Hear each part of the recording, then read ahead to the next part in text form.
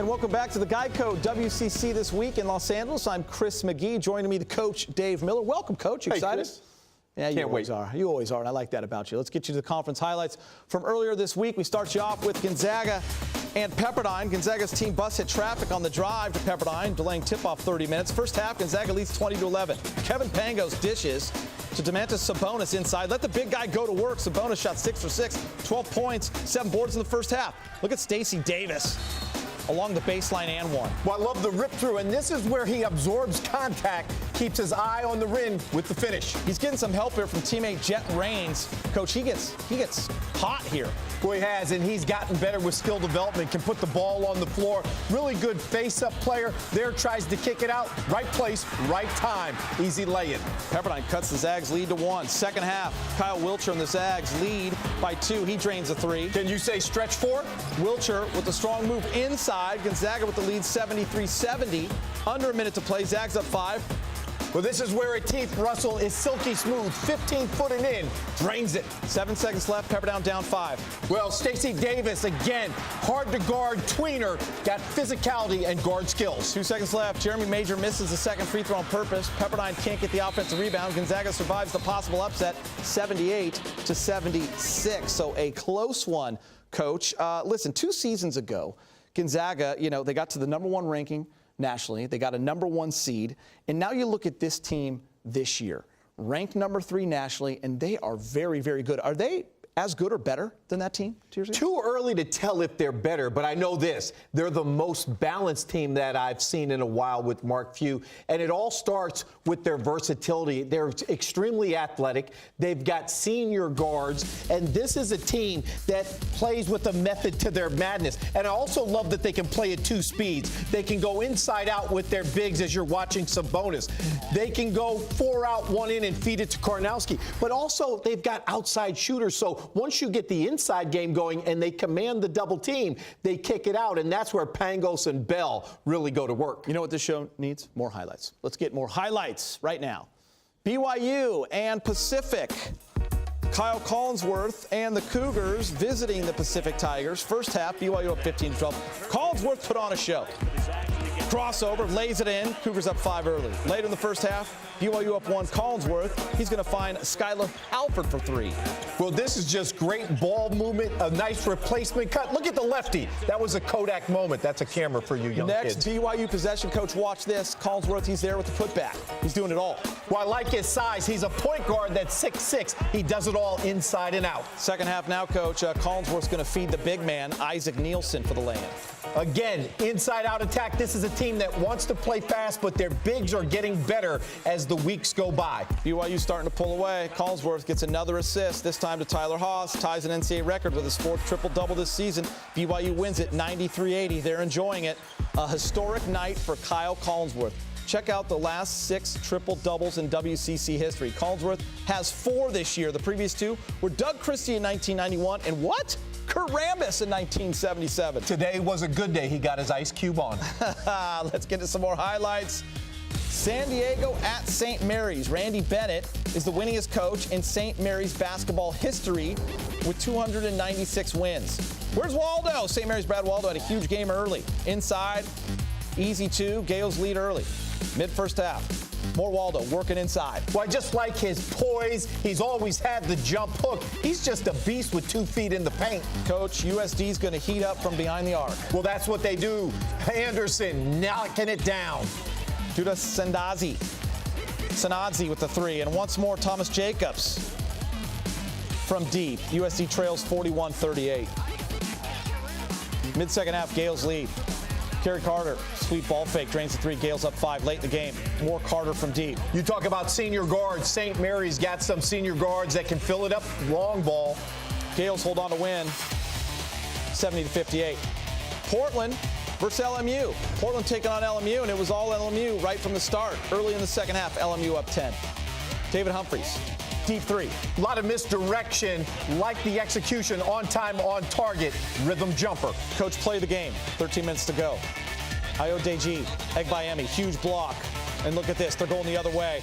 and they're going to get a dunk out of it. What they say, great defense produces fantastic offense. LMU by 10 here. Godwin Okonji, perfect position under the basket, gets the dish from David Humphreys. He's going to lay it in. LMU gets their first win in the WCC over Portland, 80-68. That is an upset. And here's what the conference standings look like. Gonzaga and St. Mary's still undefeated. BYU and Pepperdine with 2 losses. LMU getting their first win. So everyone has at least one win. All right, now it's time for America's favorite segment, Coach versus Coach, featuring Mark Few. Coach, it's coaches versus coacher on the hot seat. Best player you've ever coached? Blake Stepp, Adam Morrison. Best player ever in the WCC? Blake Stepp, Adam Morrison. Toughest place to play away from the Zags? BYU. What's your favorite non-basketball activity? Playing, hanging out with my kids, whether it's backyard football or wiffle ball and a close second, fly fishing. I already know this answer. Favorite person you follow on Twitter? I don't follow anybody on Twitter. Isn't that enlightening and kind of? And they say you still have a home line and a toaster with only one. Not that bad, but it sure is freeing to not. Game day superstitions? I don't really have any.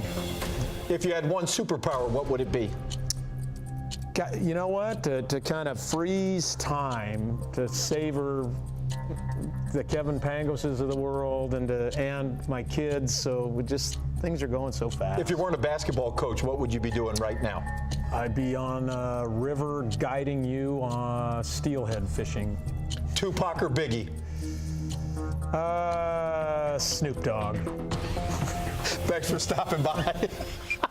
He actually thought about that one and then gave you the Snoop Dogg call. You love doing that, don't you? That was funny. I mean, but here's the deal. Yeah. He struggled to answer so many of the questions. Then I ask him the most ridiculous one. Yeah. And he comes up with Snoop Dogg. Yeah, it's pretty funny. It just shows his personality. I mean, and you don't get to see it all the time. No, you don't, because he's always coaching and he's always in the moment. But you're looking and listening to one of the best college basketball coaches ever.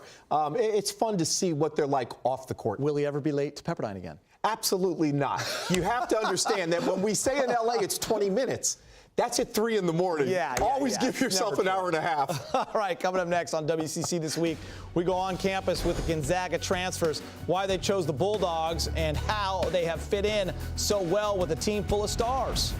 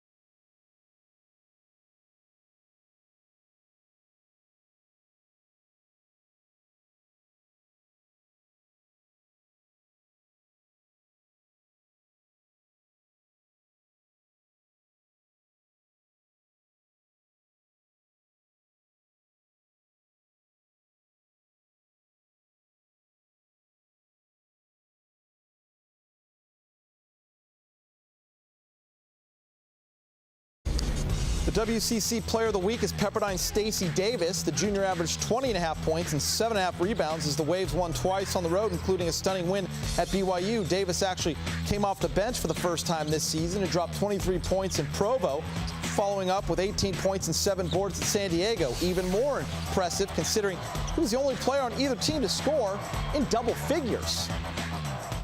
Gonzaga's coaches have traveled the world to find hidden gems. Rony Turioff came from France, Kelly Olynyk from Canada. Junior center Przemek Karnowski is from Poland. But this season, the Bulldogs welcomed two known commodities, two transfers who had been there and done that. One led his Pac-12 team in scoring, another won Sixth Man of the Year in the SEC. And now Byron Wesley and Kyle Wiltjer have joined forces with an already strong team, and they are shining. Everyone meshing together. Amanda Blackwell has a story of what led them to Spokane. Gonzaga's Byron Wesley and Kyle Wiltjer had good things going with their first collegiate teams. Wesley averaged nearly 18 points a game at USC, and Wiltjer, he won a national championship with Kentucky. But neither felt like they were in the perfect situation and began looking for the team that would match their unique sets of skills. And that team was looking for them, too. It's always tough leaving a place you've been for 2 years, but when I made the decision, I was just really excited about it because there's another great situation here, and I'm just really happy that everyone's welcomed me with open arms. Prior to my visit, a lot of players from here had started reaching out to me, like Kevin and Kyle and Gary, and they told me how much they'd love to have me on this team, that they have a lot of good pieces coming back, and they think that I would be able to fit really well with them. I didn't want to push them because, again, it's their decision, but when they decided that they wanted to go here, I just started dreaming about what the future could hold and how special this team could be. The wait to get the whole team together required some patience. Wiltjer sat out a year after he transferred, and Wesley had a long summer between his graduation from USC and his first game on the court with the Bulldogs. A lot of anticipation. I kept in touch with my teammates all summer and just talked to guys here and there. Just wanted to make sure I was ready for when I got here. Just having that whole year of working hard, felt like it was never going to end, but it went by fast, and as the games got closer, I just got more and more excited. The two transfer students were eager to play in their first official games here on this court at McCarthy Athletic Center, and with good reason. Once the fans fell in, this place is rocking.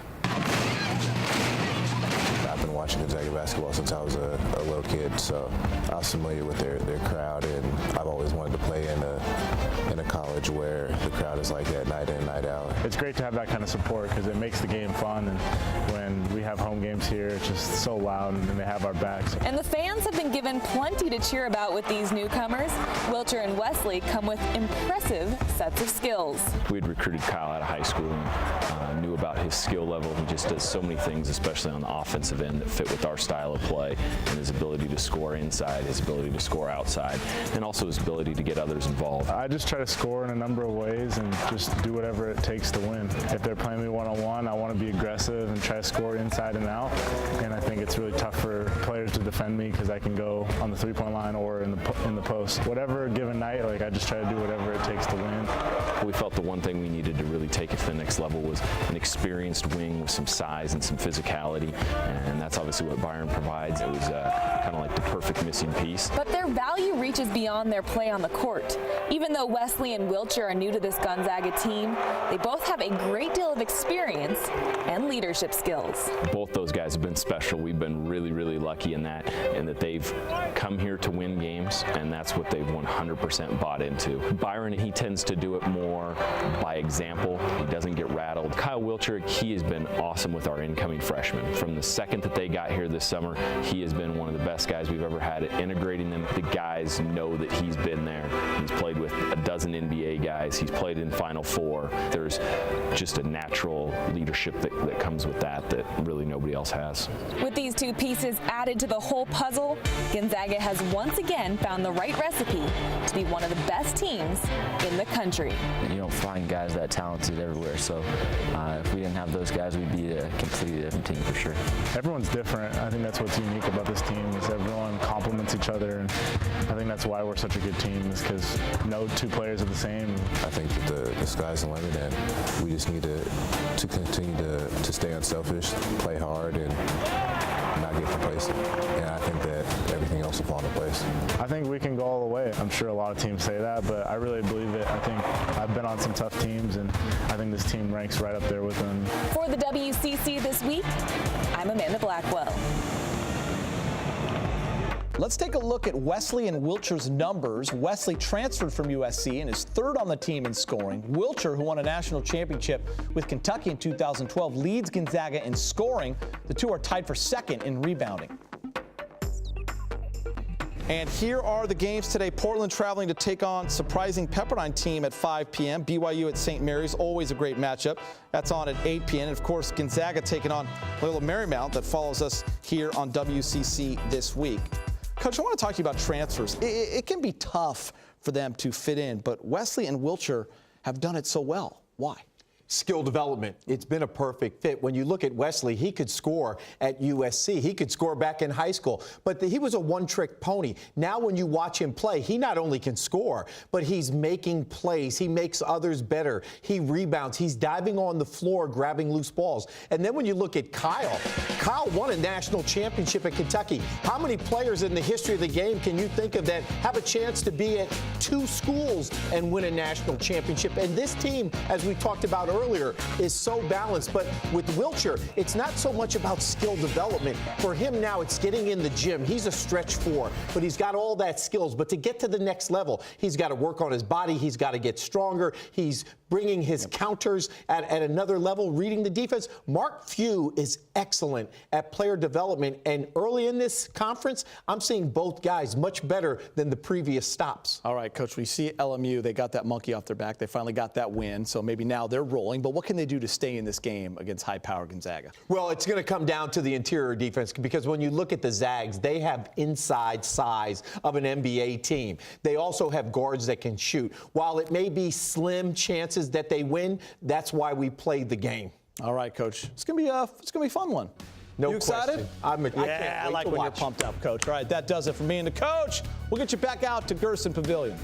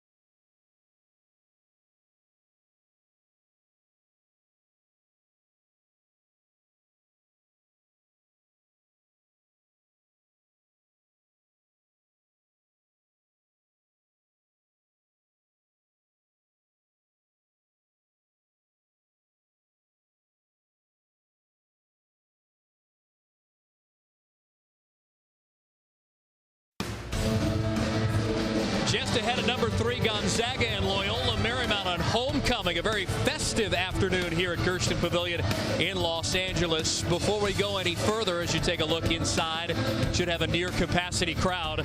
Let's take a look at our West Coast Conference Game of the Week schedule. Of course, next week, Casey, you'll be down there at San Diego. A big one between BYU and the Toreros. And you see Loyola Marymount figuring prominently in the next few weeks here on Saturday afternoon. Well, that's a game at Pacific. My older brother Adam is an assistant coach for Pacific. Can't wait to go up and see him.